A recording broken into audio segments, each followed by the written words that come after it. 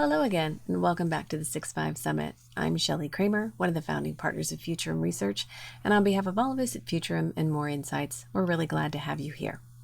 In this keynote session, we have a treat for you.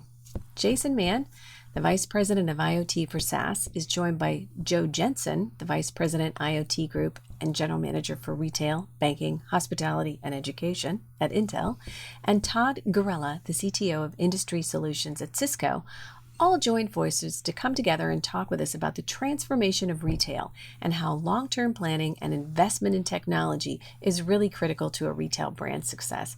I really can't think of any topic more relevant for anyone in the retail industry than this one right now. Without further ado, let's see what these guys have to say. Hello, everyone, and welcome to today's session focused on the customer experience in a rapidly transforming retail industry. Thank you for joining, and thank you to both Joe and Todd for bringing your perspectives to the conversation. So have a short time ahead of us, so let's jump right in. So if we look at the retail industry, perhaps more than any other, it's experiencing fundamental changes. Retailers are forced to respond to the digital transformation that's happening globally. So significant change around the world. Certainly everyone's familiar with the competitive pressure presented by the giant e-commerce sites like Amazon and Alibaba.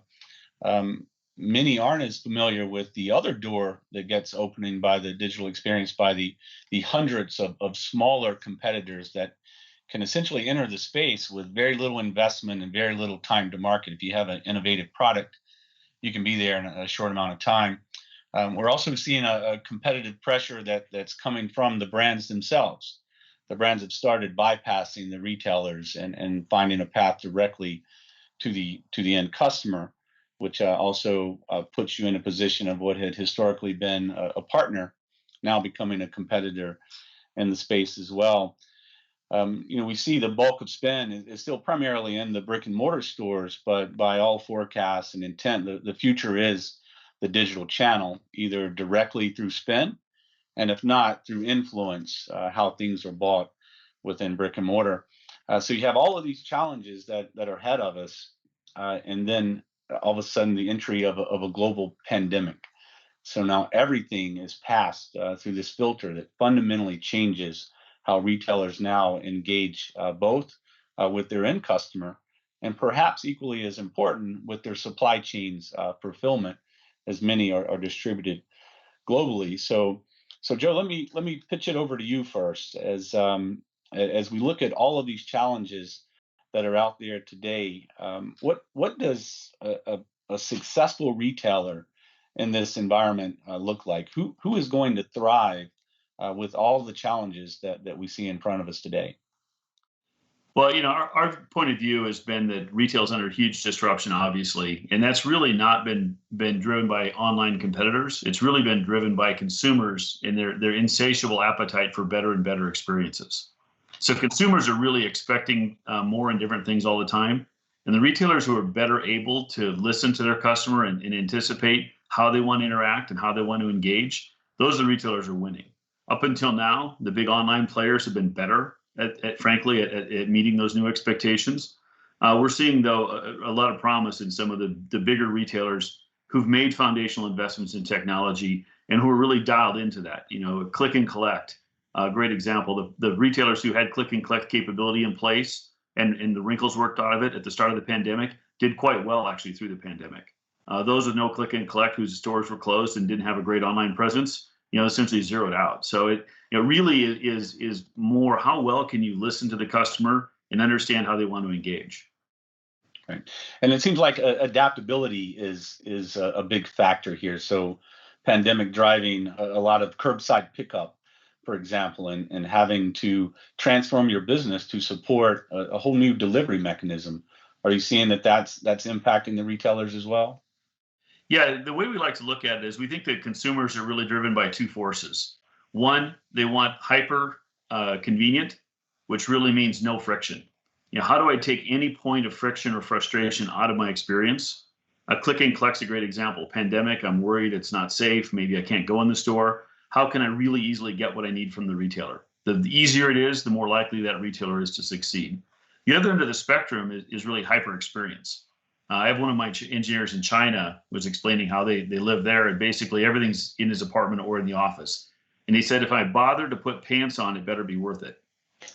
And I think that that's kind of the way people look at it today. If I'm going to bother to get up and go out, especially in the face of the pandemic, they better have in stock what I want. It better be an easy experience, or it better be an amazing experience. Otherwise, they're just going to go online or go click and collect. Right. All right. So Todd, what do you think? What's your perspective on this? Well, it certainly goes beyond just click and collect as well. When you look at the flexible fulfillment that customers are looking for, the omni-channel experience, started absolutely with the larger digital players and expanding into the brick and mortar stores. But what we're seeing now, it's not just the big players that can participate in that. Flexible fulfillment, curbside pickup, things like that, were something that all players had to be involved in if they wanted to remain open in any way. I'm fortunate, my wife owns a small wine shop, and we learned really quickly through this pandemic what it takes for a small business to really open up an online presence and enable that flexible fulfillment for the customers. And we just went through the largest mass scale POC ever worldwide, and what we've seen out of this is that absolute flexibility that exists because of technology today. So, when we engage at Intel with retailers and trying to help them see how analytics and technology can help, meet these new expectations, one of the common answers we get is, well, we tried that before. It was really expensive. It was really difficult. And I think one of the key questions people have is why now? Or, can I do it now? Todd, do you have any thoughts on that? Well, the why now is really coming down to the ease of technology and really the ability for retailers, large and small, to access the technology they need and in a flexible consumption way. No longer do they need to, go through a massive integration and installation to be able to take advantage of many of the technologies that are being utilized for click and collect or flexible fulfillment or even location services when they're inside the brick and mortar stores. So I think we're seeing that technologies have advanced in a simplified, executable format, and then the way that we're seeing the retailers consume it is, expanding beyond the let's just try a single store, let's just try that science project and see what happens. We're truly seeing companies looking at what is ready for more of a scale build out. Yeah, at any time I think about this, the question of why now, I go back to the Gartner hype cycle. I think everyone has encountered a version of that. So the transition from that, unrealistic expectations to the trough of disillusionment. I'm sure I have the terms wrong, but then you start seeing a return. And I've always looked at that as the trough of disillusionment isn't a bad place to be if you're going to be first to market as you start to transition up the slope for generating a return. And I think this has been a great example of companies that had started up that trough. They had been through the trials and tribulations, right, of enacting these technologies and this digital transformation. And when something like a global pandemic pops up, they were ready to respond and proactively address these new market realities. And I'd just add one comment to that. I think as they've gone through those trials and really maybe tried different pieces of technology, what we also see is they now understand how those technologies have to work together, and that brings the outcomes that they're looking for, the outcomes the customers are looking for. So looking at it more holistically, but still understanding what are the piece parts that need to come together. So to build on what we were just speaking about, retailers have been experimenting with the technologies for many years. We've seen those projects have multiple solution providers involved, looking at different pieces of the business. All of those different pieces have really grown and matured. What we're seeing now is the outcomes have become more real, and that's leading retailers to really drive for more of that. They want those positive results. So, just a question to put out there is, what's the proven value in the use of partnerships and the existence of ecosystems in this space? Well, at Intel, we're a huge believer in bringing the ecosystem together. We think that it's difficult for any one player to create a solution, and even if you did, it's unlikely that that solution you create would connect with all the other bits and pieces that the retailer's using in their back end. And so it's critical that we work together as a set of co-travelers to build a solution or set of solutions that can interoperate with bits and pieces. And I think that's a key to really getting scale. As we've done these, this trough of disillusionment phase, those tend to be a point solution where somebody's tried to do the whole bit themselves. And it's really difficult to scale. You might be able to solve one or two customers' unique environments, but you can't scale that everywhere. And so it's really critical. And I think one of the things that we've done really well in IT in general is we work together as a set of co-travelers to kind of build these solutions and meet the various needs that our customers have. Yeah, Joe, I like the term co-travelers. So it's first time that I've heard that, because it really is a journey that requires multiple people to get aligned to this end destination. Todd, you mentioned they've been working on these things for 3 to 5 years and working through these technologies, and we saw a lot of that, right? If you think about some of the initial objectives or initial projects around IoT, they were the proof of concept. I'll call it. Some smart people in a room with a bit of data, trying to find some insight from the data.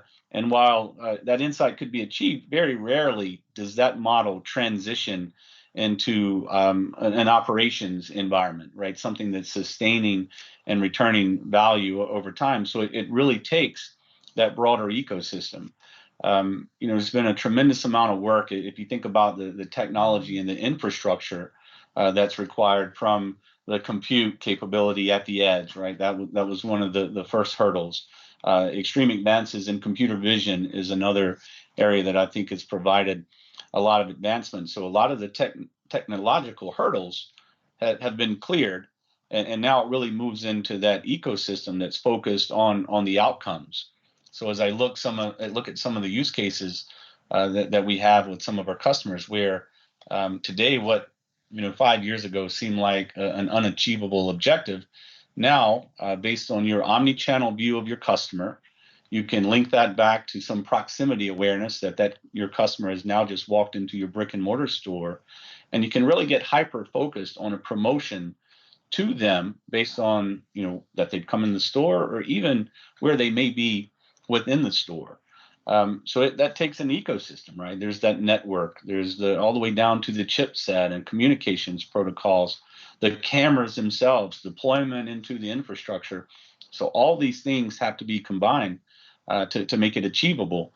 And I'm happy to say, for many of these forward-looking use cases, the ecosystems are formed, and all that really is left to do is to get started in the space.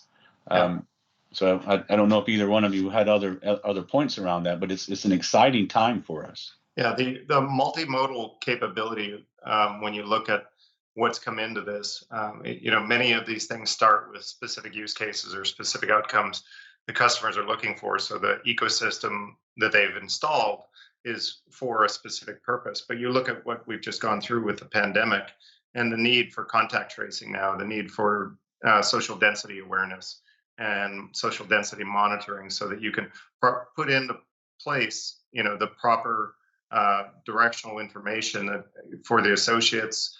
What do they have to do differently? Maybe they have to, have somebody at the edge of the store that says, we can't let any more customers in at this moment. You can do it, with a click counter, or you can actually have the tools and the technology that enables that.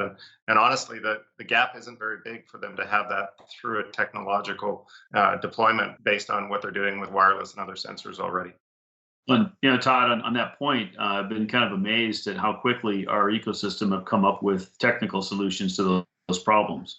Retail CEOs are very focused on keeping their staff safe and keeping their environment safe for customers. We've had customers in weeks come up with algorithms to detect whether you're wearing a mask and baton correctly. At the same time, quick thermal scan, and then also do counting in the store to control traffic and flow. And being able to automate those in a kiosk is much less threatening for a customer, and it alleviates the staff need to be confrontational with customers. Absolutely, and as we move through this maturity process, oftentimes you don't have visibility of the benefits that will present themselves in the future. I think it was a great example, Todd, that the communications infrastructure that was set up for perhaps the original intent of promotion now turns to be able to enable the retailers to communicate to customers about what to expect when they get to the store, what procedures are going to be in place with respect to social distancing or other impacts of the COVID filter that we mentioned earlier. So additional benefits to come, even those that we might not anticipate now. So with that, I know we had a short time today. We heard some themes around omni-channel, adaptability, the fact that retail is not dead and dying, but certainly huge hurdles that many of the early movers are tackling and actually benefiting from the scenarios that are presented to them. So I'd like to thank you both for your input. And I would ask anyone that's joining the call, if you have further interest, all of our contact information will be provided in the closing documentation, and I look forward to continuing the conversation.